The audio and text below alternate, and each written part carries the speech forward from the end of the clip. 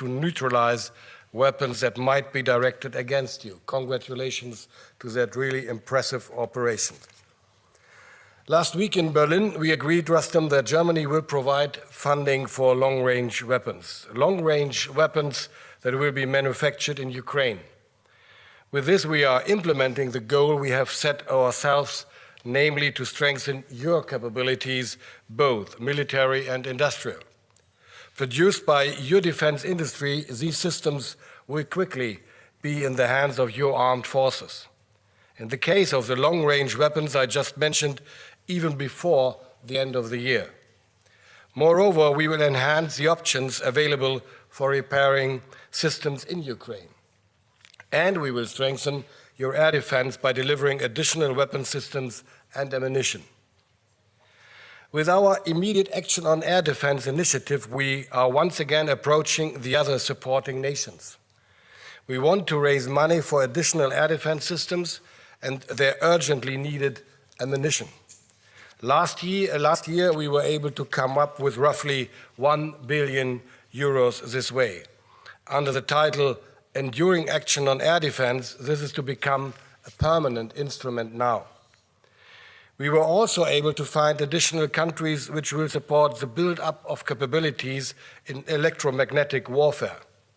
Belgium, Estonia, Italy, Sweden, and Turkey. And this includes capabilities for ensuring friendly communication, reconnaissance and jamming of hostile communication, counter-drone measures. Rustam, this goes out to you in particular. Ukraine can count on all of us. Thank you very much. Thank you. Dear colleagues, today we held the 28th Ukrainian Defense Contact Group meeting. UDCG remains the most important platform for coordinating our international military aid to Ukraine. Our meeting sends an important message to the free world supports Ukraine in its fight for a just and lasting peace. Today's meeting of UDCG marked a new stage in our joint efforts. We always discuss and was today also approached by some of our closest partners who are providing billions in military aid to Ukraine and who are building joint ventures with us and buying from Ukraine industry for Ukraine needs. Our partners came to me and asked if Ukrainian companies could build factories for producing their cutting-edge products in their countries. Ukraine's military needs are the most important factor for us. I always stress this in our conversations with partners, and our partners said that they are willing to fully pay for all the production from these factories, and that our partners will even appropriate more funding for this. We agreed that products produced under Ukrainian license abroad will go to Ukraine so long as the war lasts. We're looking forward to considering all proposals from the interested partner states. We didn't have the name confirmed yet, but we call it for now Ramштайн Investment to Industries Initiative, which is a strategic shift. Under this initiative, Ukrainian companies could invest in our UDCG partner countries, and companies from UDCG countries can build their mega factories in Ukraine. We'll build drones, missiles, ammunition, and other weapons together. Ukrainian drones have changed the battlefield, and now they will change how Рамштайн countries prepare for future threats. The Рамштайн Investment for Industries is a major step forward in building a stronger defense of freedom. We hope that the Рамштайн Industries Investment to Industries initiative will be supported through the SAFE program. This is a program from EU that will provide up to 150 billion euros for weapons production. Our partners are ready to move ahead. This is a win-win for everyone. Ukrainian companies can invest in Europe, and European companies or Euro-Atlantic companies can build their factories in Ukraine. Ukrainian companies, of course, will gain access to financing, advanced technologies, and new production sites, and strategic partnerships with leading global players. Our allies will have the opportunity to build their industrial strengths, but with all weapons supplied to Ukraine. Together, we are not only defending freedom, we are shaping the future of Рамштайн defense. I'm grateful to all the countries who have recently announced new military aid packages to support our fight for freedom and peace. I'm grateful to my very good friend, Secretary Healy, and Minister Pistorius for organizing this Ramштайн meeting. Peace in Ukraine must be just, lasting, and protected by international unity. Together, we are working to achieve this through the Ramштайн Investment to Industries initiative and other ways. Thank you, our partners, for stepping up your support. Our unity brings a just peace closer. Thank you very, very much. Thank you very much, Secretary of State Healy, Minister Pistorius, Minister Umarov. We'll now take questions. The first question is to Roxolana Lisovska from the Ukrainian public broadcaster. Thank you.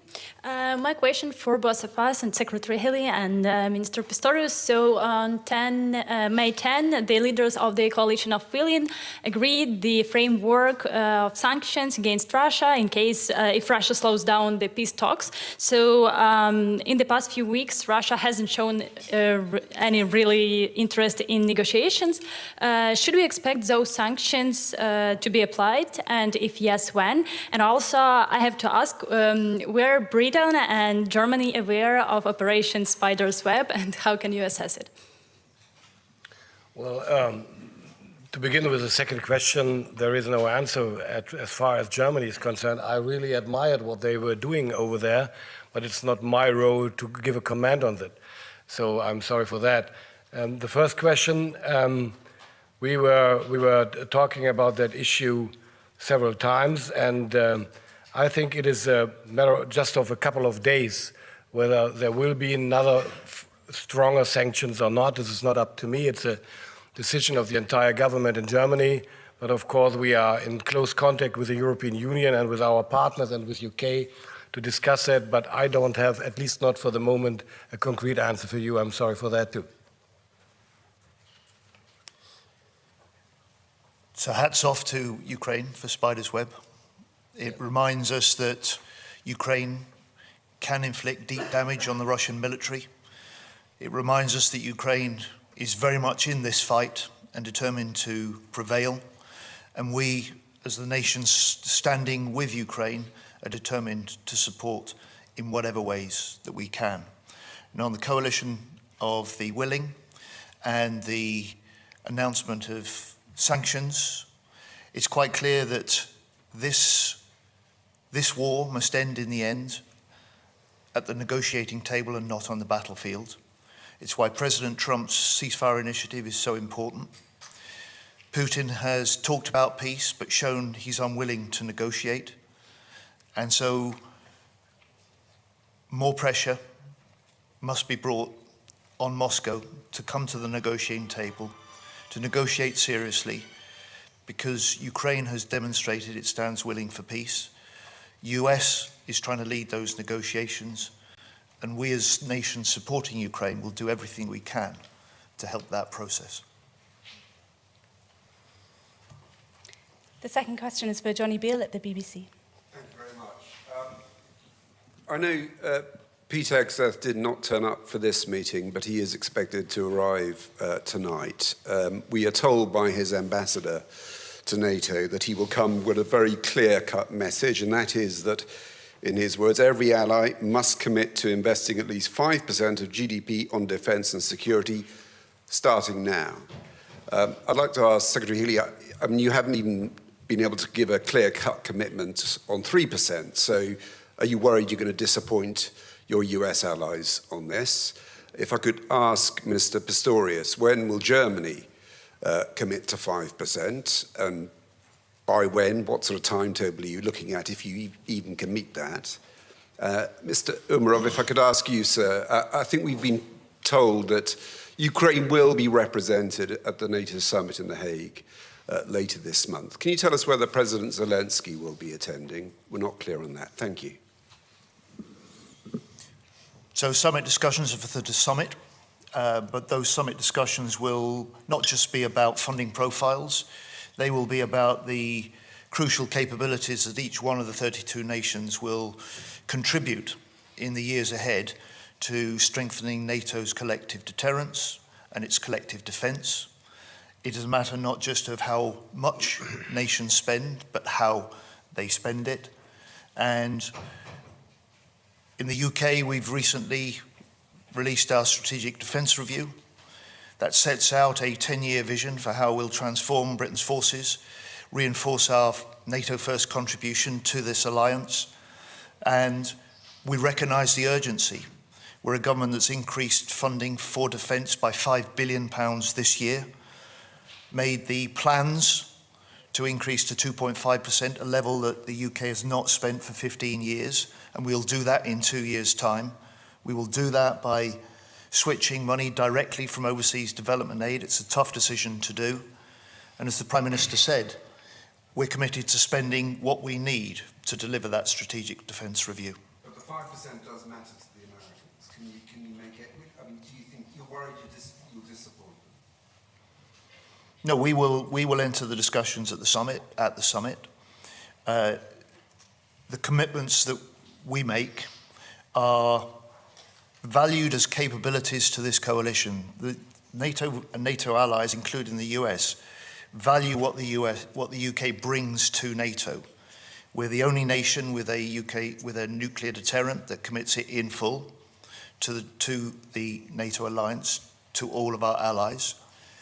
Yesterday, I confirmed that we will double the amount of investment in this Parliament on drone and autonomy technology that will transform our forces, making our commitment to NATO stronger. And I also announced that yesterday we'd put £1 billion into our laser weapons, Dragonfire. Within 2 years, we'll have that in operation on our destroyers, and then the following year we'll put it in the hands of our army, reinforcing the British armed forces, but making an even bigger contribution to NATO. It's important to measure the nation's contributions to NATO in what we provide as well as what we pay.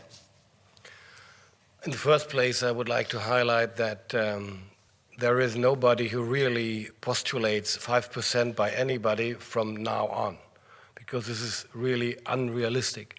What we are talking about is to increase the percentage in the years to come. This is possible and certainly needed.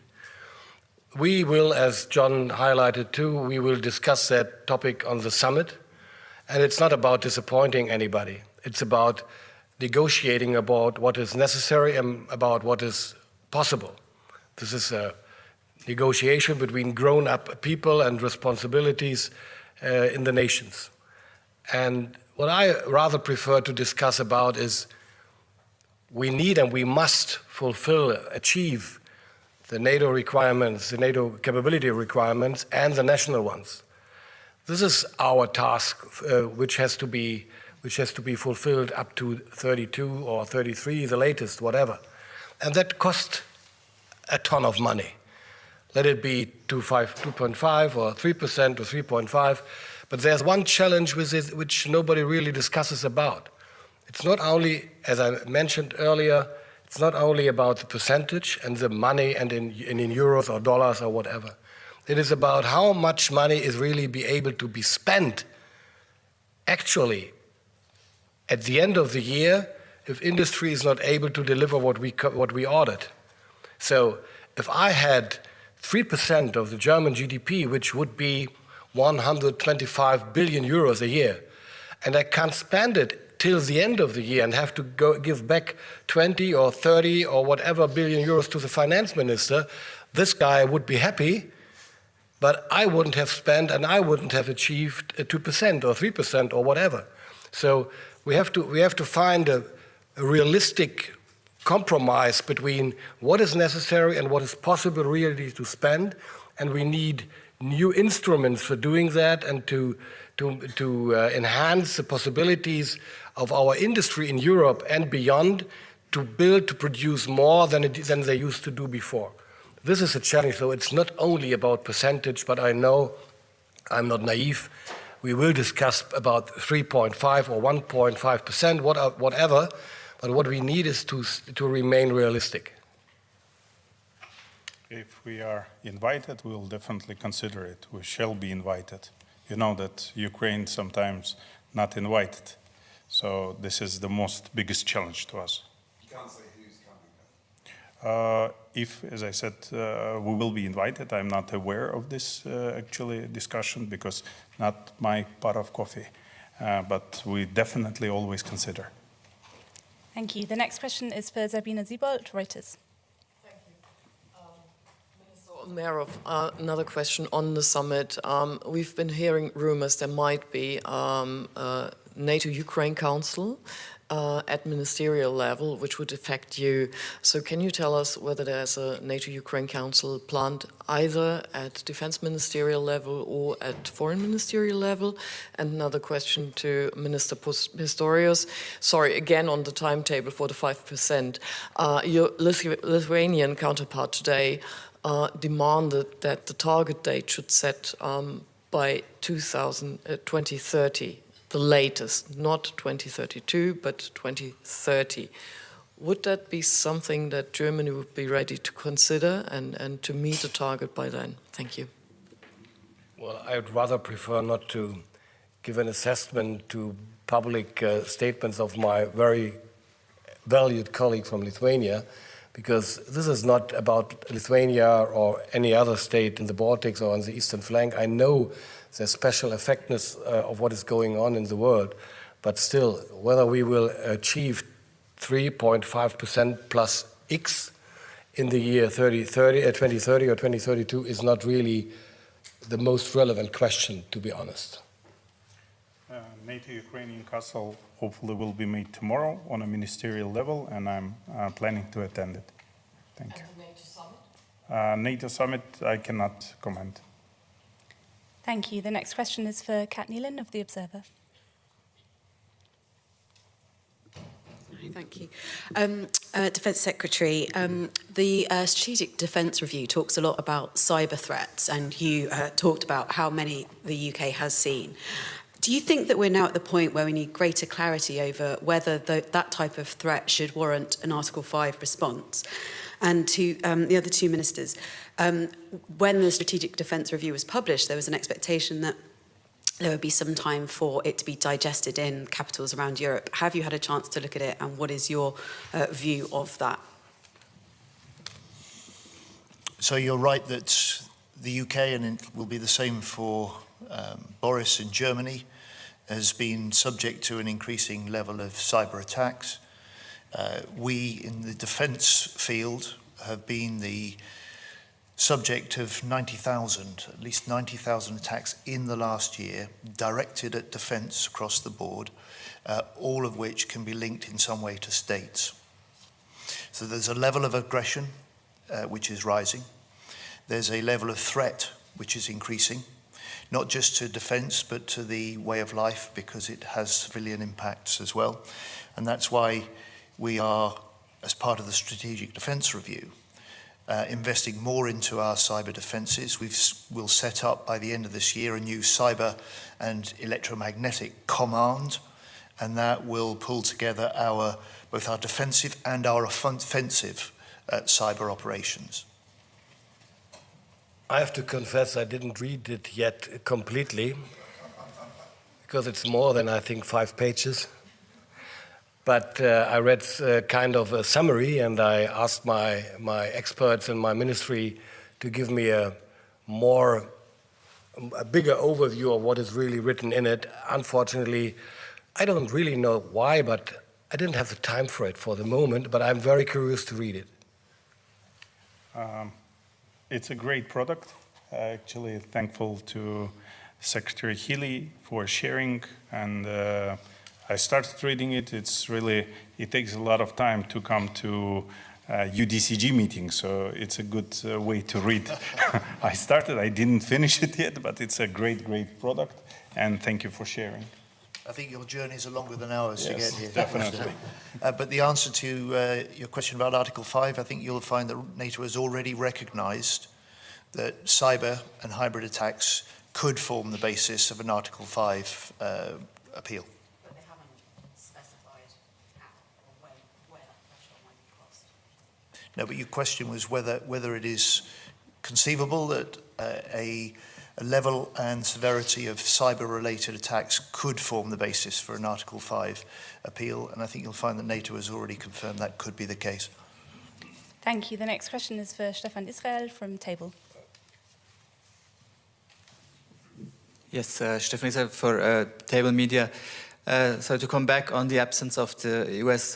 defense minister, I mean, what does this say looking at the support of the United States for Ukraine, for its defense capabilities for the future, looking at the summit also? And then the second question for Minister Pistorius, can you confirm there were reports that Russia destroyed IRIS-T system, I think, recently these days? I can't confirm it, at least not at the moment. Oh, look, the American challenge to the European nations is clear. It was there in the first UDCG that the UK convened and I chaired, and that is that it rightly is looking to European nations, and we are leading in Germany and the UK together through the UDCG to step up and do more in our leadership of the support of Ukraine.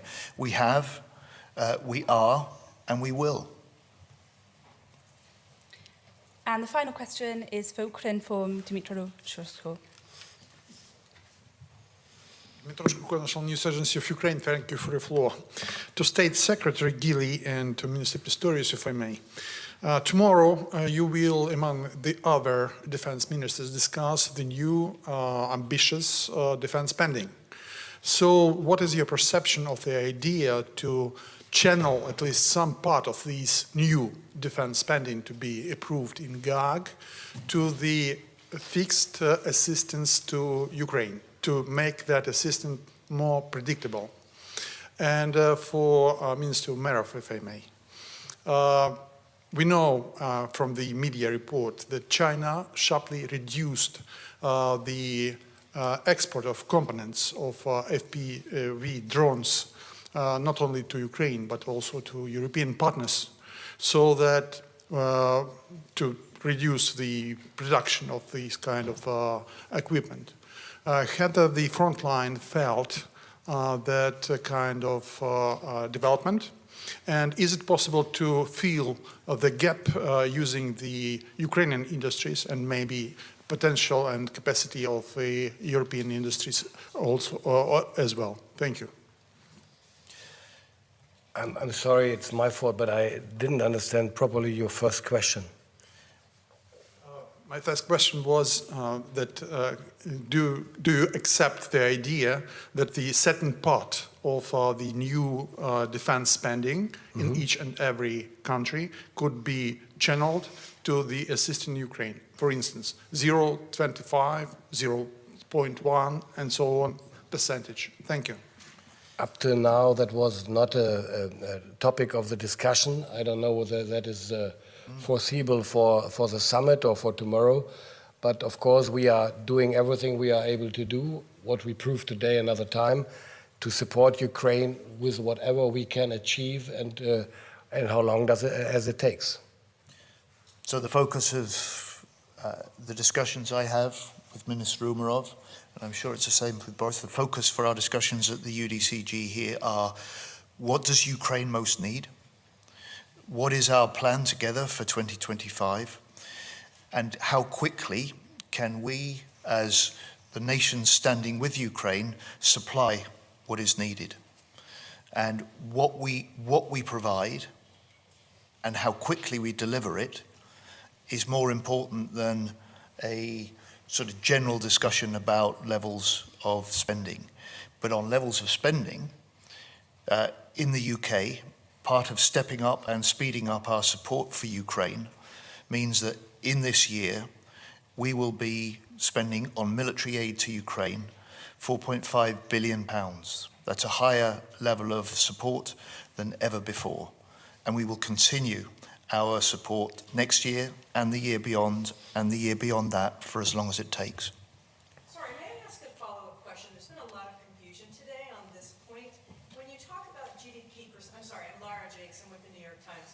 When you talk about GDP percentages, whether it's 3.5% or 5% or whatever, will the definition of core military capabilities for domestic defense now include aid to Ukraine? I think that's what we're trying to understand, if that's part of the discussion right now.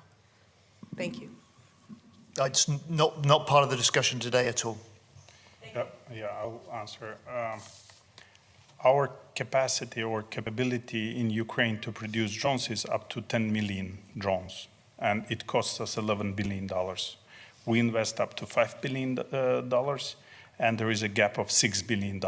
So that's what I addressed to UDCG. As for your specific question, on FPV, we are able to produce ourselves, but we have a shortage of finances. On Mavic drones, which is Chinese production, there was reports of, let's say, that it was redirected to Russia rather than to Ukraine.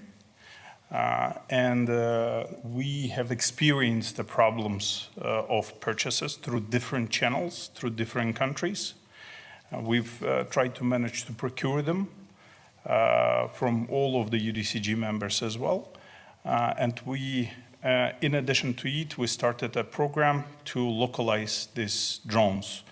We achieved it in several months, but before, from the time they start redirecting it, we had experienced problems, but now we have a Ukrainian-made, let's say, product that we are procuring and closing the gap. Thank you. Thank you very much. That concludes this press conference. Thank you all. Thank you, ministers. John?